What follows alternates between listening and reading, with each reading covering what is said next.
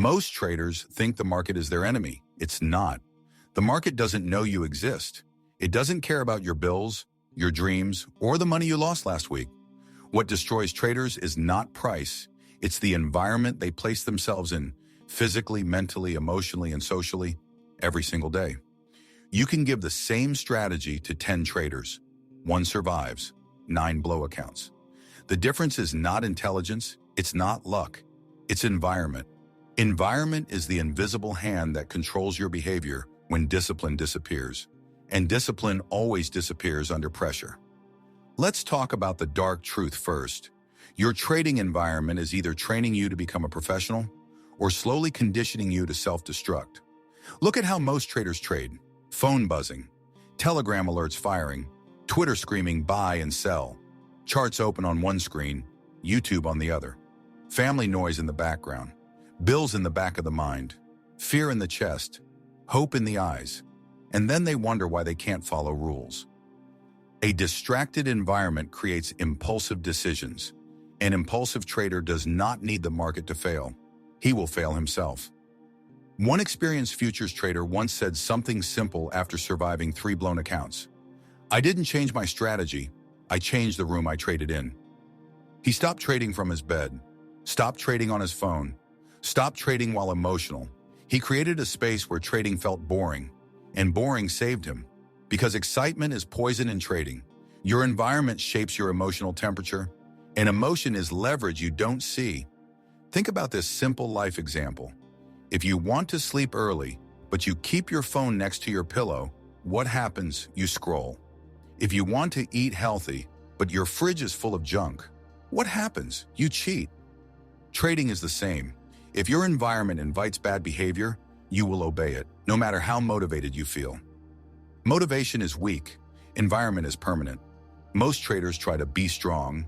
Professionals try to remove temptation. That's mastery. Let's break this down. First, your physical environment.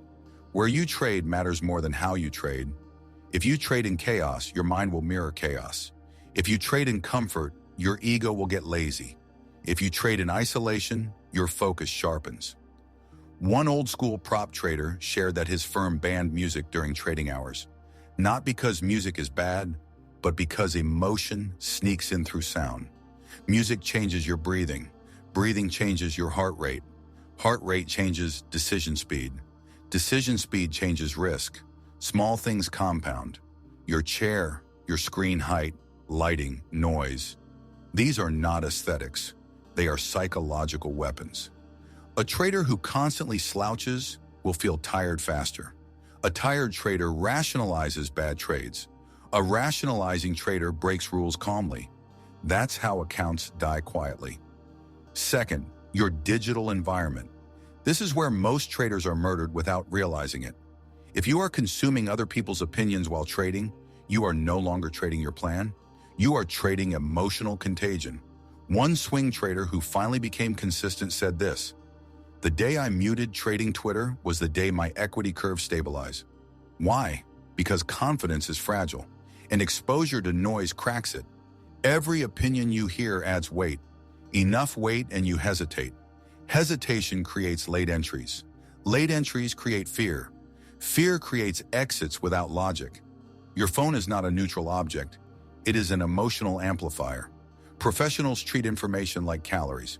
They don't consume randomly. They consume intentionally. If your environment constantly reminds you of profits others are making, your greed will spike. If it constantly reminds you of losses, your fear will spike. Both destroy execution. Third, your emotional environment. This is the environment you carry inside you. You don't start trading when the market opens. You start trading when you wake up. If you wake up stressed, rushed, angry, or desperate, that state follows you to the charts.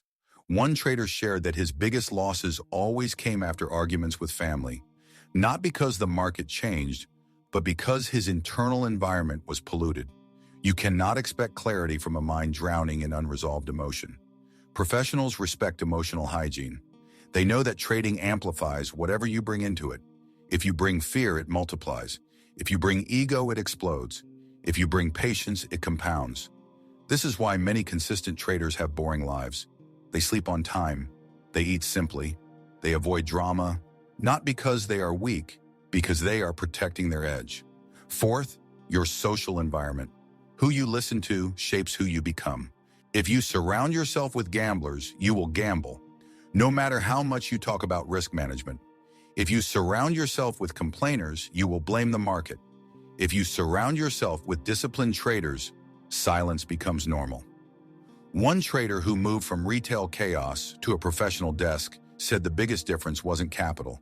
It was accountability. No one shouted. No one chased trades. No one celebrated wins emotionally. Losses were treated like data. Wins were treated like routine. That environment trains behavior without motivation speeches. Ask yourself honestly, does your current environment reward patience, or does it reward excitement? The market pays patience. Your environment might be paying dopamine. Now let's talk about mastery. Mastery is not controlling the market. It's controlling your exposure to triggers. You don't master fear by fighting it. You master fear by removing the conditions that feed it. If you overtrade, your environment encourages it. If you revenge trade, your environment allows it. If you break rules, your environment doesn't punish it. Professionals design environments where breaking rules feels uncomfortable. Simple example. One trader wrote his rules on a large paper and placed it behind his screen. Every time he broke a rule, he had to write it down manually in a journal. No shortcuts. Pain creates memory. Memory creates change. Another trader limited himself to one trade per day, not because it was optimal, but because it forced selectivity. His environment enforced patience. This is how you rewire behavior, not with affirmations, with structure. Your environment should answer these questions before you place a trade. Is this planned? Is this calm? Is this necessary? If the answer is no, your environment should stop you. The dark truth is this. Most traders don't want mastery. They want excitement disguised as success. They love the chaos. They love the emotional roller coaster. They love feeling alive through risk. But the market does not reward emotion. It extracts money from it. The trader who survives long-term becomes almost boring as a person, not because he lost passion, but because passion was redirected into process. And here is the most important lesson. Your environment will always win against willpower. You can be motivated for a week. Your environment operates every second. Change the environment and behavior follows automatically. So start small. Trade at the same time every day. Same place, same routine. No distractions, no noise. Remove trading apps from your phone. Stop watching P&L during trades. Stop consuming opinions during execution. Protect your mental state like capital, because it is capital. Remember this, the market does not break traders. Uncontrolled environments do. If you master your trading environment, discipline becomes natural, patience becomes automatic, and consistency stops being a mystery. The market will still be hard. Losses will still happen, but you will no longer be fighting yourself. And when you stop fighting yourself, that's when trading finally becomes possible. And when you stop fighting yourself, you finally see the market clearly. But there is another layer most traders never touch, because it's uncomfortable, because it forces responsibility. Your environment does not end at your desk. It extends into your habits, your identity, and the stories you tell yourself. Many traders say, I trade best under pressure. That's a lie they learned from chaos. What they really mean is, I'm addicted to intensity. Pressure does not sharpen weak systems. It exposes them. One veteran trader once said something brutal. If your strategy only works when you're hyped, it doesn't work. Professionals build environments where emotions have no place to hide. Think about this life example. A pilot doesn't redesign the cockpit mid-flight. A surgeon doesn't change tools while operating. Yet traders constantly adjust, improvise, and react. While money is on the line, that is insanity disguised as flexibility. Your environment should remove the need for decision-making under stress. Decisions are made before the market opens. Execution happens when the market moves. Every time you decide during a trade, you are already late. Another trader shared that his turning point came when he stopped asking, what will price do next? And started asking, Is my environment allowing me to execute correctly right now? If the answer was no, he didn't trade. That alone saved him thousands. Now let's talk about routine, the silent architect of discipline. Routine is not about productivity, it's about predictability.